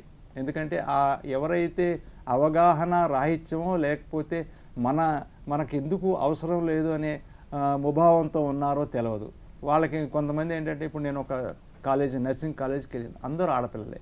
సరే వాళ్ళు ముందు అడిగితే ఒకళ్ళు ఇద్దరు పేర్లు ఇచ్చినట్టే ఏదో బలవంతంగా వాళ్ళ ప్రిన్సిపాల్ గారు అడిగారని ఇచ్చారు. తర్వాత నేను వాళ్ళకి మోటివేషన్ చేసిన తర్వాత వరుసగా వచ్చి అందరూ వాళ్ళ పేర్లను ఇవ్వటం జరిగింది. దీన్ని బట్టి అర్థమవుతుందంటే చాలామందికి అవగాహన రాహిత్యమే తప్ప రక్తదానం చేయాలన్న చేయకూడదన్న నిబంధనలు ఏమి కనిపించలేదు నాకు అక్కడ. కాకపోతే మేము వాళ్ళందరి దగ్గర తీసుకోలేదు, ఒక 10 మంది మాత్రమే ఫిట్ అయ్యారు. ఆ 30 మంది లోపల ఆ 10 మంది దగ్గర సేకరించడం జరిగింది. ఇంకా వేరే పర్టికులర్గా ఉమెన్స్ కాలేజీకి వెళ్ళినప్పుడు కూడా ఏంటంటే 2000 మంది స్ట్రెంగ్త్ ఉన్నా కూడా దాంట్లో 300 మంది ముందుకు వచ్చిన మోటివేషన్ తర్వాత మేము కేవలం 30-40 మంది దగ్గరే తీసుకోవడం జరిగింది. అట్లాగే ఒక నేను అందుకోసమే నేను ఏం చెప్పానంటే ఉమెన్స్ కాలేజ్ వాళ్ళకి, అమ్మ మీరు ఎంత స్ట్రిక్ట్ ఏదైనా చేసినా కూడా రక్తదానం అనేది ప్రాణదానంతో సమానం, జీవన సంజీవిని, కాబట్టి మీరు కొంచెం నా మాట కూడా వినండి. ఆ రోజుకి మాత్రం మీరు ఏదైనా బ్లడ్ డొనేషన్ క్యాంప్ ఆర్గనైజ్ చేసేటప్పుడు మీరు కొద్దిగా మీ యొక్క వాళ్ళ యొక్క, అంటే ఇప్పుడు మీ దగ్గర గర్ల్స్ ఉన్నారు, వాళ్ళ బ్రదర్స్ని కానీ అలాగే వాళ్ళ పేరెంట్స్ని అట్లాగే వాళ్ళ ఫ్రెండ్స్ని కూడా తీసుకొచ్చి ఈ మన యొక్క ఈ బ్లడ్ డొనేషన్ క్యాంప్లో వాళ్ళని కూడా ఇంక్లూడ్ చేస్తే మనకు మంచి నెంబర్ వస్తుందని చెప్పాను. ఆవిడ కన్విన్స్ అయ్యి అలాగే చెప్పారు. అప్పుడు తర్వాత 50-70 ఇచ్చే ఆ కాలేజీ వాళ్ళు ఇప్పుడు 400 మంది బ్లడ్ డొనేషన్ చేస్తున్నారు. 400 మంది. Nice sir. సార్ అయితే ఈ తలసేమియా అంటే ఏంటి సార్? ఇది మన శరీరాన్ని ఎలా ప్రభావితం చేస్తుంది అనే విషయం గురించి మాట్లాడదాము. ఒక కాలర్ లైన్ లో ఉన్నారు సార్, వీరి కాల్ తీసుకున్నాక మనం ఈ టాపిక్ డిస్కస్ చేద్దాం సార్. మంచిదండి. హలో. నమస్తే మేడం. నమస్తే సార్, మీ పేరు? నా పేరు రవి, విజయనగరం మేడం. రవి గారు మాట్లాడండి సార్, డాక్టర్ గారు ఉన్నారు. రక్తదానానికి సంబంధించిన మీ సందేహం ఏంటో వారితో మాట్లాడండి సార్. మేడం, ఇప్పుడు రక్తదానం చేసే వాళ్ళ వయసు పరిమితి ఎలాగ ఉండాలి? ఆరోగ్యం ఒకవేళ బాగలేకపోతే ఏ విధంగా ఇవ్వడానికి సహకరిస్తారు? రక్తదానం ఇందాకే సార్ చెప్పారు, యాక్చువల్గా 18 అబౌవ్ ఉన్న వాళ్ళు, మైనారిటీ తీరిన వాళ్ళు రక్తదానం చేయడానికి అర్హులు అని అన్నారు సార్. మేడం, ఇంకోటి ఏంటన్నారు మీ డౌట్? అదే ఆరోగ్య సమస్యలు ఉన్న వాళ్ళకి మామూలు 18 సంవత్సరాలు ఉన్నారనుకోండి, వాళ్ళు రక్తదానం చేయొచ్చా మేడం? అది సార్ డాక్టర్ గారు ఆయన అడుగుతున్నారు, 18 అబౌవ్ ఉండి వాళ్ళకి ఏదైనా హెల్త్ ఇష్యూస్ ఉంటే వాళ్ళు బ్లడ్ డొనేట్ చేయవచ్చా అని అడుగుతున్నారు. చక్కటి ప్రశ్న వేశారు, నేను మీకు తెలియజేస్తాను. ఏంటంటే ఇంతకుముందు మనం అనుకున్నాం మలేరియా వచ్చి ఉంటే 3 నెలలు ఇవ్వకూడదు, అలాగే సర్జరీ చేయించుకుంటే మేజర్ సర్జరీ అయితే 1 సంవత్సరం, మైనర్ సర్జరీ అయితే 6 మంత్స్ ఆగాలి, టూత్ ఎక్స్ట్రాక్షన్ అయితే 1 మంత్ ఆగాలి. అలాగే డయాబెటీస్ ఉన్నవాళ్ళు, అంటే మనం ఏమంటాం షుగర్ డిసీజ్ అంటాం కదా, అది డయాబెటీస్ ఉన్న వాళ్ళు ఏంటంటే వాళ్ళు ఇన్సులిన్ ఇంజెక్షన్ చేయించుకునే వాళ్ళు మాత్రం రక్తదానానికి అర్హులు కాదు. ట్యాబ్లెట్ తోటి వాళ్ళ డయాబెటీస్ కంట్రోల్ చేసుకుంటే వాళ్ళు ఇవ్వచ్చు. ఇది ఇక్కడ కూడా ఏంటంటే చిన్న మీకు సందేహ నివృత్తి ఏంటంటే, ఇన్సులిన్ అనేది అక్కడ పేషెంట్ బ్లడ్లో మీ బ్లడ్ ద్వారా సేకరించి ఆ పేషెంట్కి ఎక్కించినప్పుడు ఆ ఇన్సులిన్ పేషెంట్కి వెళ్తుంది రక్తం ద్వారా, కాబట్టి అది అన్వాంటెడ్ ఫర్ పేషెంట్. కాబట్టి ఇన్సులిన్ ఇంజెక్షన్ తీసుకున్న వాళ్ళు, కొంతమంది థైరాయిడ్ హార్మోన్ తీసుకుంటుంటారు, ఆ హార్మోన్ తీసుకునే వాళ్ళు కూడా రక్తదానానికి అర్హులు కాదు. కాబట్టి అంతేకాకుండా ఇప్పుడు కొంతమందికి ఆస్తమా ఉంటుంది, ఆస్తమా ఉన్నవాళ్ళు జీవితకాలం రక్తదానం చేయకూడదు. ఫిట్స్ మీకు తెలిసిందే కదా, ఫిట్స్ అంటే చేతులు కాళ్ళు కొట్టుకోవటం అలా వస్తుంటాయి, మూర్ఛ అంటారు, అది అట్లాంటి ఫిట్స్ ఉన్న వాళ్ళు కూడా జీవితకాలం ఇవ్వకూడదు. అలా కిడ్నీ ప్రాబ్లమ్స్ ఉన్నవాళ్ళు, హార్ట్ ప్రాబ్లమ్స్ ఉన్నవాళ్ళు, స్టంట్ వేయించుకున్న వాళ్ళు, ఇలాంటి వాళ్ళు రక్తదానానికి అర్హులు కాదు. అలాగే 60 సంవత్సరాలు దాటిన వాళ్ళు కూడా రక్తదానానికి అర్హులు కాదు. ఇకపోతే వాళ్ళ హిమోగ్లోబిన్ పర్సెంటేజ్ 12.5 ఉండాలి.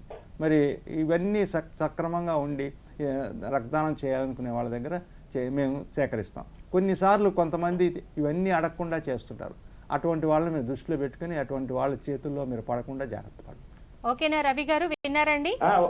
ఓకే మేడం, రైట్ అండి, థ్యాంక్స్ ఫర్ కాలింగ్. డాక్టర్ గారు నెక్స్ట్ కాలర్ ఉన్నారు సార్, మాట్లాడదామా? తప్పకుండా. హలో.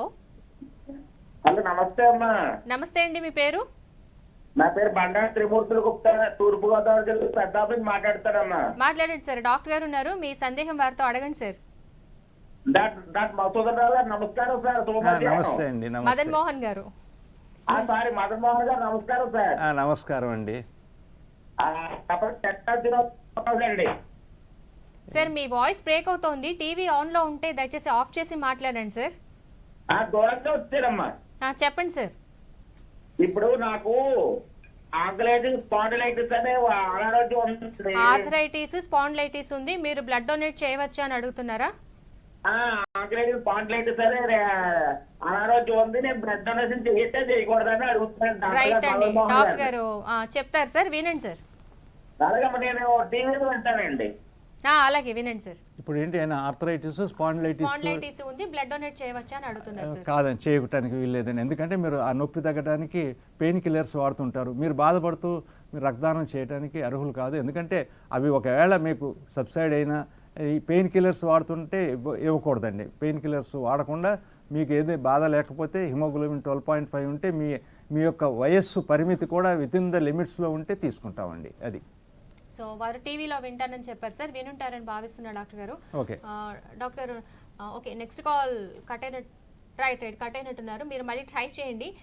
డాక్టర్, తలసేమియా గురించి మాట్లాడుతున్నాం సార్ మనం. ఇది శరీరాన్ని ఎలా ప్రభావితం చేస్తుందో తెలియజేస్తారా సార్? యాక్చువల్గా మనం May 8న వరల్డ్ తలసీమియా డే సెలబ్రేట్ చేస్తున్నామండి. ఇది యాక్చువల్గా వరల్డ్ తలసీమియా డే అనమాట. అవగాహన ప్లస్ తలసీమియా డే కూడా. అయితే నేను అంటాను, ఇది చాలా దురదృష్టకరమైన రోజు, ఆనందంగా జరుపుకునే రోజు కాదు. ఎందుకంటే ఎందరో తలసీమియా చిన్నారులు చాలా బాధలు అగచాట్లు పడుతున్నారు. ఈ బాధల నుంచి వాళ్ళు విముక్తి పొందిన రోజు తప్పకుండా మనం ఆనందకరంగా ఈ తలసీమియా డే సెలబ్రేట్ చేసుకోవచ్చండి. ఎందుకంటే తలసీమియా అనేది హిమోగ్లోబిన్లో జన్యు సంబంధిత డిఫెక్ట్ వల్ల వచ్చే జన్యు లోపంతో వచ్చే ఇది ఒక దుష్పరిణామం అండి. అంటే తలసీమియాలో 2 రకాలండి. ఒకటి తలసీమియా మైనర్, రెండవది తలసీమియా మేజర్. ఇక్కడ మీరు గమనించాల్సింది ఏంటంటే మైనరు మేజర్ అనేవి ఆ వ్యక్తికి ఏజ్ని బట్టి పేర్లు కాదండి, ఏజ్ని బట్టి ఇచ్చినవి కాదు, కేవలం ఆ జబ్బుకి ఇచ్చిన పేర్లు మాత్రమే. ఒక వ్యక్తి బుజ్జి అని ఉంటాడు, అతను ఈరోజు 6 ఏళ్ళు ఉంటాయి, తర్వాత 70 ఏళ్ళు వచ్చినా అతను మన బుజ్జి అని పిలుస్తాం. But it not gives us ఏంటంటే అతని వయసుతో మనకు అది చెప్పదు, కాబట్టి అది పేరు అనమాట. అలాగే thalassemia minor and thalassemia major అనేవి 2 విడివిడి పేర్లు అనమాట. మైనర్ అనేది అది వాహకుడు అనమాట. మైనర్ ఈజ్ ఎ కల్ప్రిట్ యాక్చువల్గా. Major is diseased. Thalassemia major అనేవాడు డిసీజ్డ్. ఈ ఇద్దరు ఏంటంటే మీరు తెలుసుకోవాల్సింది ఇక్కడ మన హిమోగ్లోబిన్లో 2 ప్రోటీన్ చైన్స్ ఉంటాయండి. ఒకటి ఆల్ఫా ప్రోటీను, రెండవది బీటా ప్రోటీన్. వీటిలో ఏదన్నా ఒకటి మిస్ అయితే, లోపభూయిష్టమైతే వాళ్ళు తలసీమియా మైనర్స్ అవుతారు. అంటే ఆల్ఫా చైన్ కావచ్చు, బీటా, ఏదన్నా ఒక పేరు మిస్ అయితే దే బికమ్ తలసీమియా మైనర్. అట్లాగే ఇంకొకరికి కూడా అంటే తలసీమియా మైనర్ అంటే ఇంకొక భర్త తలసీమియా మైనర్, వీళ్ళిద్దరూ పెళ్లి చేసుకున్నప్పుడు ఏమవుతుంది, వాళ్ళకి 4 పిల్లలు పుట్టారనుకుందాం. 25% మంది తలసీమియా మేజర్లు, 50% మంది తలసీమియా మైనర్లు, 25% మంది హెల్తీ. అంటే ఇక్కడ ఏమవుతుందంటే ఇప్పుడు భార్య నుంచి కూడా ఒక లోపభూయిష్ట ప్రోటీన్ చైన్ బిడ్డకి వెళుతుంది, అలాగే ఇంకొక లోపభూయిష్ట చైన్ కూడా బిడ్డకి వెళుతుంది. అంటే 2 లోపభూయిష్ట చైన్లు ఆ బిడ్డకి సంక్రమిస్తే ఈ విల్ బికమ్ తలసీమియా మేజర్. అంటే లోపభూయిష్టమైనవి అక్కడ అతనికి ట్రాన్స్మిట్ అవ్వటం వల్ల అతను ఇది ఆల్ఫా కావచ్చు, బీటా, ఏవి లోపిస్తే వాటిని alpha thalassaemia major, beta thalassaemia. ఇక్కడ ఒక మనకు తెలుసుకోవాల్సింది ఏంటంటే ఆల్ఫా తలసీమియా మేజర్ లేరు, వాళ్ళు పుట్టుకతోనే చనిపోతారు అన్నమాట. They still Born. అంటే వాళ్ళకి బతికటం ఆ ఆల్ఫా తలసీమియా మేజర్ అనేవాడు రక్తం ఎక్కించుకోవడం అనేది లేదు. కేవలం బీటా తలసీమియా మేజర్స్ మాత్రమే మనకు కనపడే ఈ తలసీమియా మేజర్ పేషెంట్. అయితే ఇక్కడ చిన్న విషయం తెలుసుకోవాల్సింది ఏంటంటే మనలో ఉన్న ఏంటంటారు అసమర్థత, లేకపోతే ఈ లోక జ్ఞానం తెలుసుకోవాలనే ఇది లేకపోవటం. దీనివల్ల ఏమవుతుందంటే వీళ్ళు ఇక్కడ మాలాంటి వాళ్ళని అడిగితే మేము వాళ్ళకి సొల్యూషన్ చెప్తాం యాక్చువల్గా. ఏదైనా లేకపోతే పీడియాట్రిషియన్ దగ్గర లేకపోతే గైనకాలజిస్ట్ దగ్గర వెళ్ళినా కూడా వాళ్ళకి దీని మీద అవగాహన కల్పిస్తాం. 2 తలసీమియా మైనర్లు పెళ్లి చేసుకోకూడదు. వివాహానికి ముందు ఒకవేళ మనం తలసీమియా మైనర్ అవునో కాదు అని తెలుసుకున్నాడు అనుకోండి, వరుడు తెలుసుకున్నాడు అనుకోండి, ఆయన కాదు తలసీమియా మైనర్ కాదు, అప్పుడు ఈ కెన్ గో ఫర్ ఎనీబడి. ఎందుకంటే మైనర్ అయినా చేసుకోవచ్చు అతను. ఇక వస్తే అతనికి పుడితే పిల్లలు మైనర్లే పుడతారు కానీ మేజర్లు పుట్టరు. Because is healthy. ఇతను అక్కడి నుంచి ఒకటి ఏదో ఒక జీన్ వస్తుంది, తన దగ్గర నుంచి తప్పకుండా ఒక ప్రోటీన్ చైన్ వెళుతుంది. కాబట్టి they will give birth to only minors, not majors. కాబట్టి అయితే డాక్టర్ వీళ్ళని ఎలాగ సార్ గుర్తించడం, అంటే వీళ్ళకి ఒక తలసేమియా ఉందని, ఇటువంటి ఒక లోపం ఉందని పెళ్లికి ముందు ఎలా తెలుసుకోవడం, లేకపోతే అసలు దీన్ని ఎలా గుర్తించడం డాక్టర్ గారు? ఏమండి, మీకు తలసీమియా అనేది మన భారతదేశంలో 4.5 కోట్ల మంది తలసీమియా మైనర్లు ఉన్నారండి. కాబట్టి చాలా మంది, ఒక 20 మందిలో ఒకడు తలసీమియా మైనర్ ఉంటాడు. ఉన్నారు అని తెలుసు కాబట్టి మీరు ఏం చేయాలంటే వాళ్ళని గురించిన ఆలోచన మనం చెయ్యాలి. ఏంటంటే మనకు ఇప్పుడు కరోనా వచ్చింది, మనకు రాకపోయినా వెళ్ళి కోవిడ్ టెస్ట్ చేయించుకున్నావా లేదా? మరి ఎందుకు చేయించుకున్నారు? మీకు సిమ్టమ్స్ ఏం బయటపడలేదు, అప్పుడే ఎందుకు చేయించుకున్నారు కదా.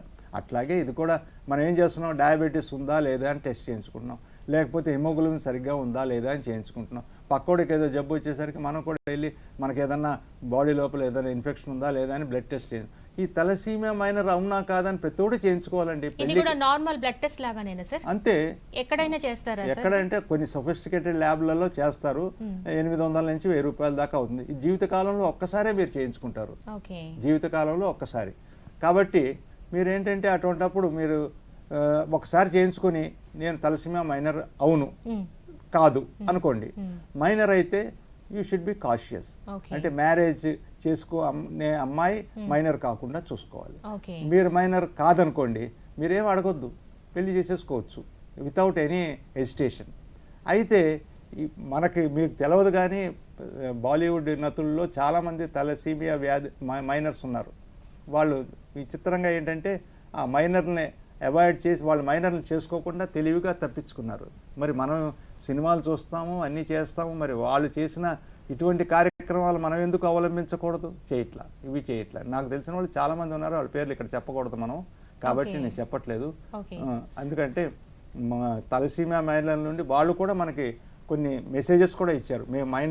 నేను చేసుకున్న అమ్మాయి మైనర్ కాకుండా చూశాను, అలాగే మా అబ్బాయి మైనర్, ఆ వచ్చిన అమ్మాయిని మైనర్ కాకుండా నేను చేశాను అని చెప్పి మనకు స్టేట్మెంట్లు కూడా ఇచ్చారు. కాబట్టి వాళ్ళ ఆలోచన మనం పాటించలేదు. ఇప్పుడంతా యువత ఏమిటంటే నాకేం కష్టాలు వచ్చినా పర్లేదు, నేను గోదావరిలో కలిసి దూకుతాము, లేకపోతే రైలు కింద తలకాయలు పెట్టేస్తాము, మాకు ఏదైనా కష్టాలు వస్తే కలిసే నడుస్తాము, సముద్రాన్ని ఈత్తామని ప్రమాణాలు చేసుకుంటారు. పెళ్లికి ముందు వాళ్ళు పెళ్లి చేసేసుకుంటారు. పెళ్లి చేసుకున్న తర్వాత తలసీమియా పిల్లలు పుట్టితే వాళ్ళ జీవితం ప్రత్యక్ష నరకం. ఇక్కడ కూడా ఉంది సొల్యూషన్. అయినా కూడా ఇలా పెళ్లి చేసుకున్నా కూడా ఎవరైనా వైద్యుని సలహా తీసుకుంటే దానికి ఒక సొల్యూషన్ ఉంది. ఏంటంటే ఆ అమ్మాయి ప్రెగ్నెన్సీ రావటానికి, అంటే ప్రెగ్నెన్సీ 12 వారాలు దాటక ముందే కోరియానిక్ విల్లై టెస్ట్, అలాగే ఆమ్నియోసెంటిసిస్ అనే టెస్ట్ ఉంది. ఆ టెస్ట్ చేయించుకుంటే వాళ్ళకి తలసీమియా మేజరా కాదా అనేది తెలుస్తుంది. తెలిసినప్పుడు ఏముంది, 12 వీక్సే కదా, they can go for MTP. Okay, అది రైట్ సార్. డాక్టర్ ఒక కాలర్ ఉన్నారు సార్, తీసుకుందామా? హలో హలో, నమస్తే అండి, మీ పేరు? పార్వతి గారు, మాట్లాడండి అమ్మా డాక్టర్ గారితో.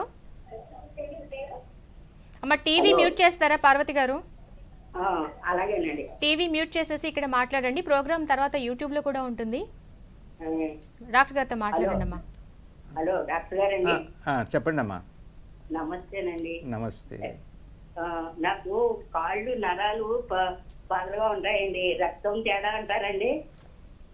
మీరు రక్తదానం గురించి కదా మేము చెప్పేది ఇక్కడ. ఇది రక్తదానం ఎవరెవరు చెయ్యాలి, తలసేమియా అవగాహన, దీని గురించి అండి ఈ ప్రోగ్రాము. నాకు కాళ్ళలో నరాలు బాధలండి, రాత్రుళ్ళు అవి పగలకందరూ ఎక్కువ కనపడవండి, రాత్రులు ఎక్కువ కనపడ బాధలుగా ఉంటాయండి. కొంత ఏం చేయాలో చెబుతారేమో. ఓకే ఓకే, మీరు నరాలకు సంబంధించిన డాక్టర్ గారిని కన్సల్ట్ అవ్వాల్సి ఉంటుంది మేడం.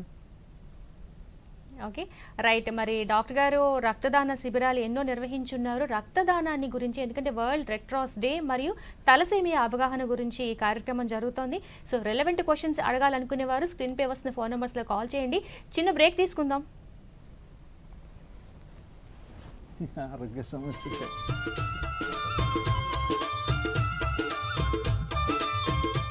ఎప్పుడైతే భూమి కొల్లపారుతుందో వేరుమండలం బాగా విస్తరించి నాణ్యమైన అధిక దిగుబడి వచ్చే అవకాశం ఉంటుందమ్మా.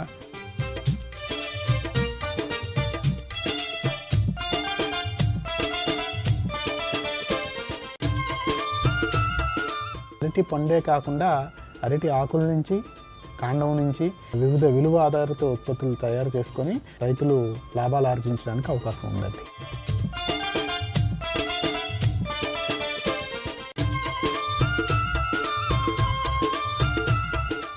పసిడి పంటలు సోమవారం నుండి శుక్రవారం వరకు సాయంత్రం 6 గంటల నుండి 7 గంటల వరకు ప్రసారమవుతుంది. कहानी नहीं बदली, स्टाइल गया है बदल। जो कहानियां हम सुनते आए देखते आए, अब वही वैसी ही कहानी सुनाएगा digital. Download Waves OTT app now and watch for free. నాట్య సుమాంజలి కార్యక్రమానికి స్వాగతం. భరత మహానుభుని బ్రహ్మదేవుని ద్వారా తెలుసుకున్నటువంటి భరత శాస్త్ర నాట్య శాస్త్రాన్ని యాజ్ ఇట్ ఈజ్గా చక్కగా ప్రదర్శించేటువంటి పద్ధతే కూచిపూడి పద్ధతి. నాట్యం భిన్న రుచేర్జనస్య బహుదా ప్యేకం సమారాధనం అంటే నాట్యం భిన్న రుచులు గల వ్యక్తుల చేత ఒకే రకంగా ఒకే విధంగా ఆరాధింపబడుతోంది అని నాట్యశాస్త్రం తెలియజేసింది. శరీరం యొక్క మనం కదలికని అభినయము అంటాం. ఇది యజుర్వేదం నుండి తీసుకొనబడిందండి. సుఖము దుఃఖము రెండు కలిసి ఉంటుంది. ఆ సుఖదుఖాల్ని మనం అంగాది అభినయంతో అంగములతో అభినయిస్తే అంటే ఆంగిక అభినయంగాను వాచిక అభినయంగాను ఆహార్యం సాత్విక అభినయంతో వాటిని అభినయిస్తుంది నాట్యం అవుతుందని చెప్పి భరతమని తెలియజేశారు నాట్యశాస్త్రంలో. నాట్య సుమాంజలి ఫోన్ ఇన్ లైవ్ కార్యక్రమం ప్రతి మొదటి బుధవారం మరియు మూడో బుధవారం మధ్యాహ్నం 3 గంటలకు మీ దూరదర్శన్ సప్తగిరిలో. నాట్య సుమాంజలి తప్పక వీక్షించండి.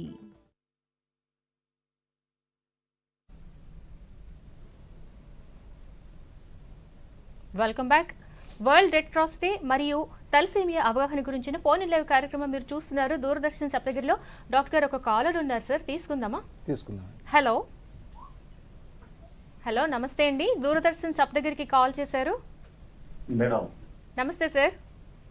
నమస్తే మేడం. చెప్పండి సార్, మీ పేరు సార్? నా పేరు భాస్కర్ మేడం. భాస్కర్ గారు మాట్లాడండి సార్ డాక్టర్ గారితో. రక్తదానానికి సంబంధించిన క్వశ్చనా సార్? తలసేమియా గురించి తలసేమియా గురించి మాట్లాడండి సార్, అడగండి డాక్టర్ గారితో. అయితే సార్ ఈ తలసేమియాకు పరిష్కారం బోన్ మేర ఒకటేనా సార్? ఇంకేమన్నా మెడిసిన్ ఇట్లా ఏమన్నా ఉంటాయా? ఓకే, తలసేమియాకి పరిష్కారం బోన్ మ్యారో ఒకటేనా, ఇంకేదైనా ఇతరత్ర కూడా ట్రీట్మెంట్స్ ఉంటాయా అని అడుగుతున్నారు సార్ వారు. సరే, యాక్చువల్గా చెప్పాలంటే చెప్తాను, మీకు సమాధానం ఇస్తున్నాను. యాక్చువల్గా చెప్పాలంటే తలసీమియాని గోటితో తీసేసే జబ్బు అండి ఇది.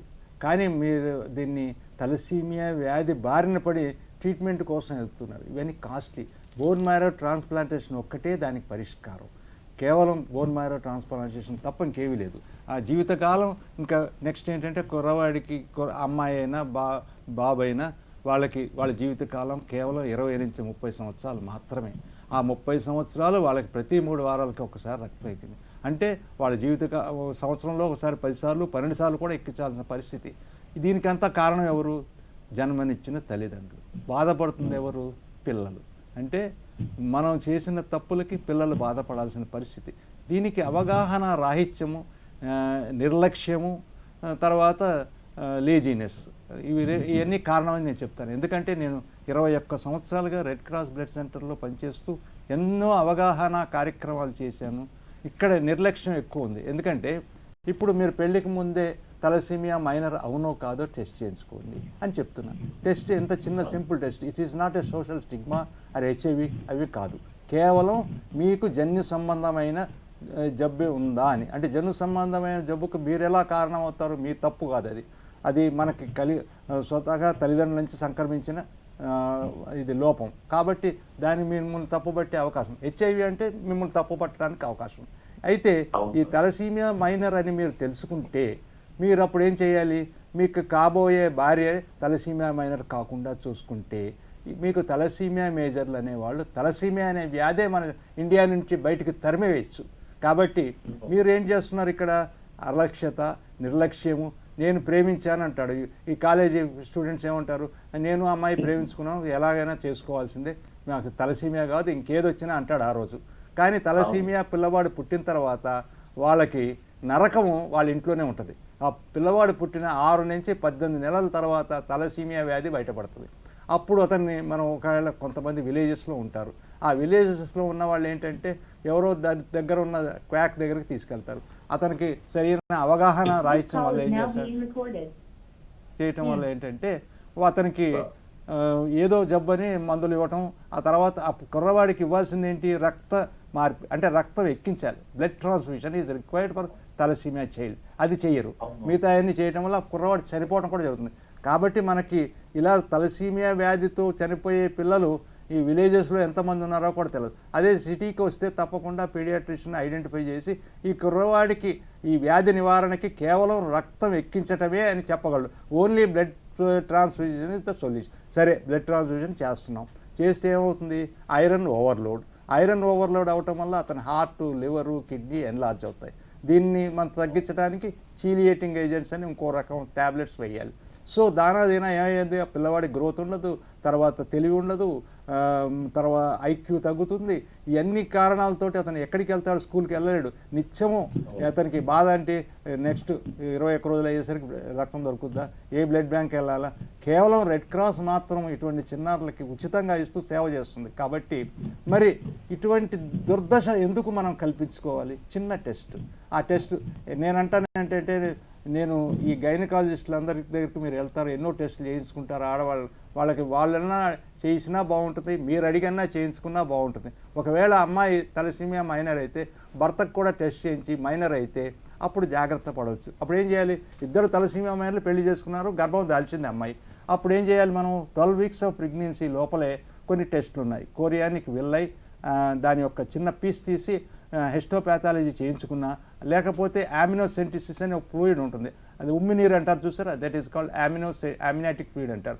ఆ యామినోసెంటిసిస్ అనే పద్ధతి ద్వారా ఆ బ్లడ్ ఆ డ్రాప్ తీసి టెస్ట్ చేస్తారు. చేసి బాబు మీకు పుట్టబోయే పిల్లవాడు తలసీమియా మేజర్ అంటే డిసీజ్డ్, కాబట్టి మీరు ఏం చేస్తారంటారు. 12 వీక్సే కాబట్టి you can go for MTP అంటే మెడికల్ టెర్మినేషన్ ఆఫ్ ప్రెగ్నెన్సీ. అలా చేసుకుని ఆ పిల్లవాడిని మీరు వదిలించుకోవచ్చు. ఎందుకంటే అతను మీ కంటి ముందు కనపడలేదు, పెరగలేదు, బాంధవ్యాలు లేవు, ఏమీ లేవు. కాబట్టి you can go ahead for ఎంటీపీకి వెళ్ళొచ్చు. లేదు మంచిగా ఉన్నాడమ్మా అంతా బాగుందంటే you can go for normal delivery. ఈ చిన్న పద్ధతితోటి మనం తలసీమియా గురించి ఆలోచనే అక్కర్లేదు. తలసీమియా మన దేశం నుంచి పారదోలవచ్చు. కానీ విజ్ఞానం ఇంతగా మనం డెవలప్ అయినా కూడా ఇంకా ఏదో పాతకాలంలో, పురాతన కాలంలో ఉన్నట్టు ఉన్నాం మనం, ఇంకా మన ప్రజలు మనం. అది ఓకే, రైట్. డాక్టర్ గారు, ఇప్పుడు ఈ తలసీమియా ఉన్నవాళ్ళు వాళ్ళ రొటీన్ లైఫ్లో రెగ్యులర్గా ఎదుర్కొనే సమస్యలు ఏంటి సార్? శారీరక ఇబ్బందులు ఏంటి సార్? చెప్పాలంటే అతనికి చాలా అంటే ఇప్పుడు అంటే రోగనిరోధక శక్తి తగ్గిపోతుంది, ఇమ్యూనిటీ ఉండదండి. తర్వాత అప్పుడప్పుడు రక్తంలో హిమోగ్లోబిన్ పర్సంటేజ్ పడిపోతుంటుంది బాగా. ఎందుకంటే అతను బయట నుంచి ఆ రక్తం ఎక్కిస్తేనే అతని హిమోగ్లోబిన్ పర్సెంట్ పెరుగుతుంది. 8 గ్రామ్స్ రాగానే ఎక్కించుకోవాలి, మళ్ళీ 10 గ్రామ్స్కి వెళ్తాడు. అప్పుడు ఆ రక్తం ఇదేంటి చెప్పాలంటే తలసీమియా అనగానే థాలస్ అంటే సముద్రం అండి, హీమ్ అంటే ఇదనమాట రక్తం, అంటే it is a sea of blood అనమాట తలసీమియా. కాబట్టి ఎలా ఉంటుందంటే సముద్రానికి ఎలా ఉంటుంది? ఆటుపోట్లు. అంటే పౌర్ణమి నాడు సముద్రం పొంగి పొర్రుతుంది, అమావాస్య నాడు చప్పగా ఉంటుంది. అలాగే ఈ పిల్లవాడికి మనం రక్తం ఎక్కించినప్పుడు పౌర్ణమి నాడు చంద్రుడిలాగా ఉంటాడు, రక్తం తగ్గిపోయేసరికి అమావాస్య చంద్రుడిలాగా నీరసించి నికృష్టంగా చాలా బాధలు పడుతూ ఉంటాడు. ఆయాసం వస్తుంటుంది, రెసిస్టెన్స్ ఉండదు. అలా కూడా పాపం చాలామంది పిల్లవాళ్ళని చూశాను. 18 ఇయర్స్ దాకా నా కళ్ళ ముందే చనిపోయారు చాలామంది. 18 ఇయర్స్ దాకా ఇంటర్మీడియట్ చదువుకుంటూ చనిపోయాడు ఆ పిల్లవాడు. మరి చూడండి ఎంత దురదృష్టకరమైన పరిస్థితి. ప్రతి ఒక్కడు బోన్ మ్యారో ట్రాన్స్ప్లాంటేషన్ చేయించుకోలేదు. అన్ని బోన్ మ్యారో ట్రాన్స్ప్లాంటేషన్ కూడా సక్సెస్ఫుల్ అని కూడా నేను చెప్పలేను. Only 20 to 30%. 10 లక్షల నుంచి 15 లక్షల దాకా ఖర్చు పెట్టాలి. మరి ఈ కెపాసిటీ కంటే కూడా చిన్ని అవగాహన, చిన్ని టెస్ట్ తోటి తలసీమియా పిల్లలు లేకుండా మనం చేసుకోవచ్చు. మరి ఈ కార్యక్రమం వినేవాళ్ళు తెలిసి 10 మందికి చెప్పి ఈ అదంతా వ్యాప్తి చేస్తే మన దేశంలో తలసీమియా లేకుండా పోతుంది. ప్రతి సంవత్సరం 1.5 నుంచి 1.5 తలసీమియా మేజర్లు పుడుతున్నారు. వీళ్ళలో 90% they are dying due to unavailability of the blood. అలాగే పావర్టీ, ఇల్లిటరసిటీ అంటే చదువు లేక నిరక్షరాస్యత, ఎకనామికలీ బ్యాక్గ్రౌండ్ వాళ్ళకి సరిగ్గా లేదు, బ్యాక్వర్డ్. సో ఇన్ని బాధలతోటి వాళ్ళు 90% మంది చనిపోతున్నారు. కాబట్టి ఇదంతా మనకు అవసరమా? మనకి ఇంత విజ్ఞానం ఉంది, ఇంత డెవలప్ అయింది కంట్రీ, అయినా కూడా మనం దాన్ని పూర్తిగా వినియోగించుకోవట్లేదు. ఓకే డాక్టర్ గారు, అండ్ ఫైనలీ ఈ తెలుసో తెలియకో తలసేమియా బారిన పడి పిల్లలు అలా పుట్టి అలా వాళ్ళు గ్రోన్ అయ్యి ఉన్న ఫ్యామిలీస్ ఉంటారు సార్. ఈ తలసేమియా బాధితులకు కానివ్వండి, వాళ్ళ ఫ్యామిలీస్కి కానివ్వండి, అండ్ ఇంకా భవిష్యత్తులో తలసేమియా రాకుండా ఉండాలి అనుకునే వారికి కానివ్వండి, మీరు ఇచ్చే సందేశం ఏంటో చెప్పండి సార్. యాక్చువల్గా నేను చెప్తుంది మొదటి నుంచి ఒకేటండి, ఎవరైనా యువతీ యువకులే ఈ కార్యక్రమాన్ని ముందుకు తీసుకెళ్ళాలి. ఎందుకంటే వాళ్ళే ఆశాదీపాలు. రేపటి మన దేశానికి మూల స్తంభాలు వాళ్ళే. కాబట్టి ఏంటంటే ఎవరైనా పెళ్ళికి ముందు తప్పకుండా విధిగా తలసీమియా మైనర్ అవునో కాదో తెలుసుకోవాలి. తెలుసుకున్న తర్వాత తమ భాగస్వామి తలసీమియా మైనర్ కాకుండా చేస్తే వాళ్ళకి ఎట్టి పరిస్థితుల్లో తలసీమియా మేజర్లు పుట్టరు, ఈ వ్యాధి బారిన పడరు, రక్తం ఎక్కించే అవసరం కూడా ఉండదు. పిల్లలు మంచి హాయిగా మంచిగా చదువుకొని పెద్దవాళ్ళై మంచి ఉద్యోగాలు సంపాదిస్తారు. రైట్ డాక్టర్ గారు, చాలా వ్యాలిడ్ ఇన్ఫర్మేషన్ ఇచ్చారు సార్. ఇవాళ చాలా మంచి సమాచారం ఇచ్చారు. తప్పకుండా రక్తదానం పట్ల కూడా చాలా అవగాహన వచ్చేలాగా కార్యక్రమం మీరు మాట్లాడారు డాక్టర్ గారు. ఇవ్వాలనుకునేవారు రక్తదానానికి స్ఫూర్తి వచ్చేలాగా మీరు మాట్లాడారు sir. Thank you very much sir. Thanks a lot sir. నమస్తే అండి. సో చూశారు కదండి, ఇది ఇవాల్టి అందరికీ ఆరోగ్యం కార్యక్రమం. మరో కార్యక్రమంలో మళ్ళీ కలుసుకుందాం. నమస్కారం.